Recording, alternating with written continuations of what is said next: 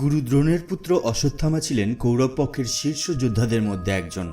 আজ পর্যন্ত মহাভারতের উপর ভিত্তি করে যতগুলো টিভি শো করা হয়েছে তার মধ্যে কেউই অশ্বত্থামাকে তার প্রাপ্য স্থান দেননি।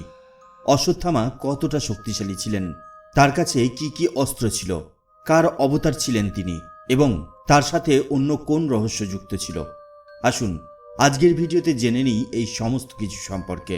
যদি আমাদের আজকের এই ভিডিও আপনার ভালো লেগে থাকে তাহলে ভিডিওতে একটা লাইক করুন আর আমাদের চ্যানেলটি সাবস্ক্রাইব করুন। তাহলে চলুন শুরু করি আজকের ভিডিও। দ্রোণাচার্য তার তপস্যায় ভগবান শিবকে খুশি করে অশ্বত্থামা নামে একটি পুত্র লাভ করেছিলেন।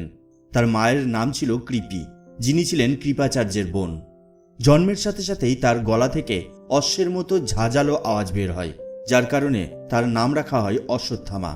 জন্মের পর থেকেই তার কপালে একটি রত্ন ছিল, যা তাকে ক্ষুধা, তৃষ্ণা, ক্লান্তি, অভিশাপ, রাক্ষস ইত্যাদি থেকে রক্ষা করত।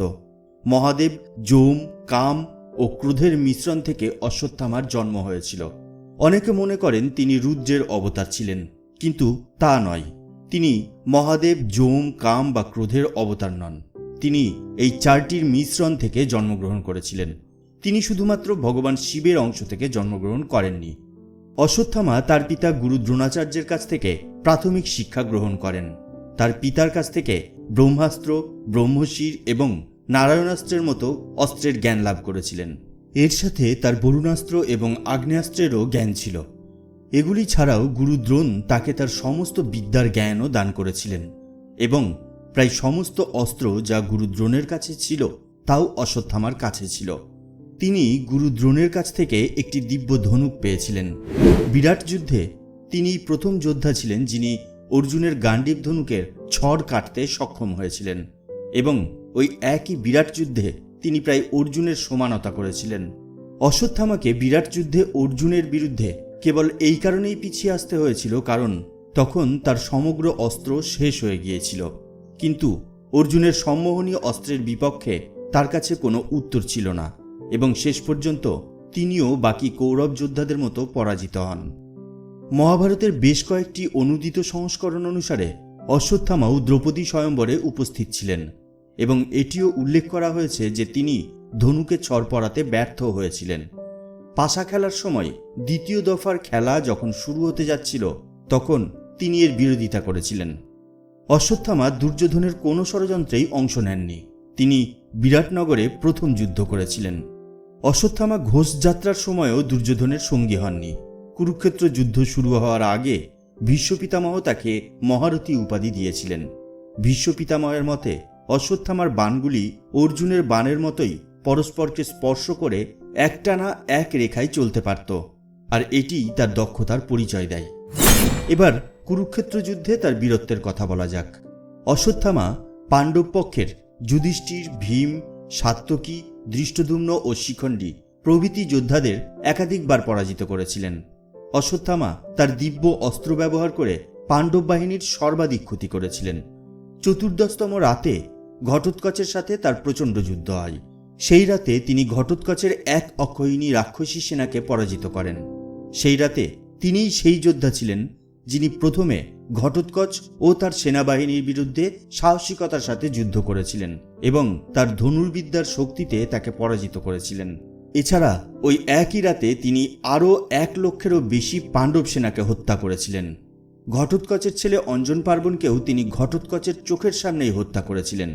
অশ্বত্থামা ছিলেন একমাত্র কুরুযোদ্ধা যিনি ঘটোৎকচের সৃষ্ট যজুধন রাক্ষসদের ভয়ে পালিয়ে যাননি, বরং তিনি যজুধনের পাশাপাশি পুলস্ত রাক্ষসদেরও হত্যা করেছিলেন। অশ্বত্থামা ঘটোৎকচের মায়াবী শক্তি ভেদ করতে বজ্রাস্ত্র এবং ব্যব্যাস্ত্র ব্যবহার করেছিলেন। কুরুক্ষেত্র যুদ্ধের চতুর্দশতম দিনে সূর্যাস্তের আগেই যখন জয়দ্রথকে বধ করার জন্য অর্জুন প্রতিজ্ঞা নিয়েছিলেন, সেই দিনই কর্ণ ও অর্জুনের মধ্যে যুদ্ধে অর্জুন যখন কর্ণকে রথহীন করে দিয়েছিলেন তখন অশ্বত্থামা কর্ণকে নিজের রথে বসিয়ে অর্জুনের কাছ থেকে কর্ণের জীবন রক্ষা করেছিলেন। কুরুক্ষেত্র যুদ্ধে অশ্বত্থামা 3 বার কর্ণকে রক্ষা করেছিলেন এবং দুর্যোধনকে হত্যা করার জন্য অর্জুন যখন শক্তিশালী মানবাস্ত্র ব্যবহার করেছিলেন তখন অশ্বত্থামাও সেই অস্ত্রকে বাতাসেই নষ্ট করে দিয়েছিলেন। কুরুক্ষেত্র যুদ্ধের 15 দিনে তিনি পাণ্ডব সেনাদের উপর নারায়ণাস্ত্র চালান, যা পাণ্ডব পক্ষের ব্যাপক ক্ষয়ক্ষতি শুরু করে। তারপর শ্রীকৃষ্ণ সবাইকে সেই শক্তিশালী অস্ত্রের সামনে মাথা নত করার উপদেশ দিলেন, আর তখন সেই অস্ত্র শান্ত হয়ে গেল।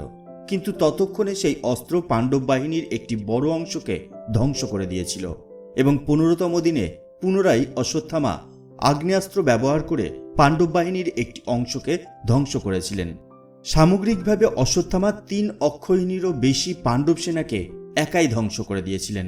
অশ্বত্থামার হাতে অনেক বিখ্যাত যোদ্ধাও নিহত হয়েছিলেন, যেমন মালব্যের রাজা সুদর্শন, পৌরবের রাজা বৃদ্ধাস্ত্র, চেদি দেশের রাজকুমার, মহিষ্মতির রাজা নীল, আরও অনেকে। কর্ণ এবং অর্জুনের মধ্যে চূড়ান্ত যুদ্ধের আগে অশ্বত্থামা উভয় পক্ষের মধ্যে একটি সন্ধিতে পৌঁছানোর জন্য প্রচুর প্রচেষ্টা করেছিলেন। এর আগেও তিনি বহুবার দুর্যোধনকে একই কথা বুঝিয়েছিলেন। কর্ণের সঙ্গে তার বহুবার এই নিয়ে তিক্ত বাদানুবাদ হয়েছিল, কিন্তু দুর্যোধন কখনোই তার কথা শোনেননি।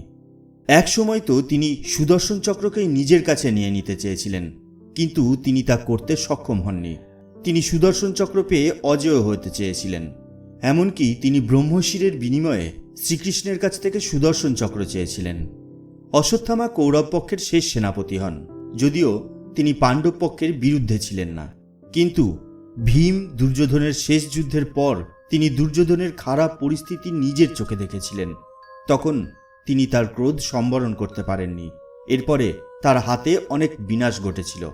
তিনি প্রতিজ্ঞা করেছিলেন যে তিনি পাণ্ডব পক্ষের অবশিষ্ট সমস্ত যোদ্ধাদের হত্যা করবেন, এবং এই প্রতিজ্ঞা করার পর সেটা সম্পূর্ণ করার জন্য তিনি সেখান থেকে পাণ্ডব শিবিরের উদ্দেশ্যে রওনা দেন।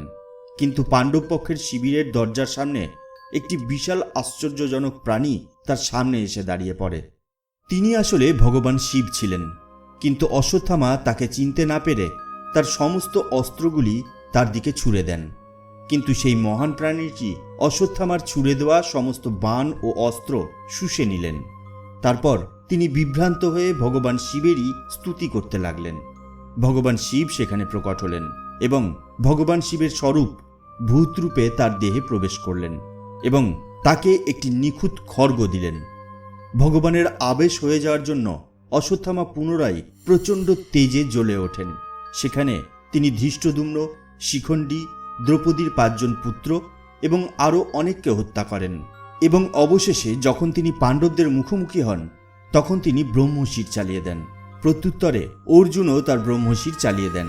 কিন্তু তখন মহর্ষি বেদব্যাস মুনিশ্রেষ্ঠ নারদকে নিয়ে এসে সেই 2 মহান অস্ত্রের মাঝখানে দাঁড়িয়ে পড়েন এবং অর্জুন আর অশ্বত্থামাকে তাদের অস্ত্র প্রত্যাহার করতে বলেন। এই কথা শুনে অর্জুন তার অস্ত্র ফিরিয়ে নিলেও অশ্বত্থামা তা করতে সক্ষম হন না। ঠিক এই সময় তিনি আরও একটি বড় অপরাধ করে বসলেন। তিনি সেই ব্রহ্মশিরের অভিমুখ অভিমন্যুর স্ত্রী উত্তরার গর্ভের দিকে ঘুরিয়ে দেন। এটি একটি নিন্দনীয়, অশোভনীয় এবং অপরাধমূলক কাজ ছিল, যা অশ্বত্থামার সমস্ত ভালো কাজকে ধূলিসাৎ করে দিল। এরপর ভগবান শ্রীকৃষ্ণ অভিমন্যুর পুত্রকে পুনরুজ্জীবিত করেছিলেন এবং অশ্বত্থামার এই কাজটিকে সবচেয়ে বড় অন্যায় বলে মনে করেছিলেন।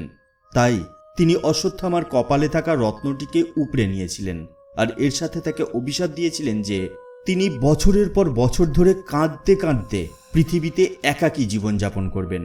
এই অভিশাপ পাওয়ার পর অশ্বত্থামা সেখান থেকে বনে চলে যান। জয় শ্রীকৃষ্ণ। আজকের ভিডিও ব্যাস এ পর্যন্তই।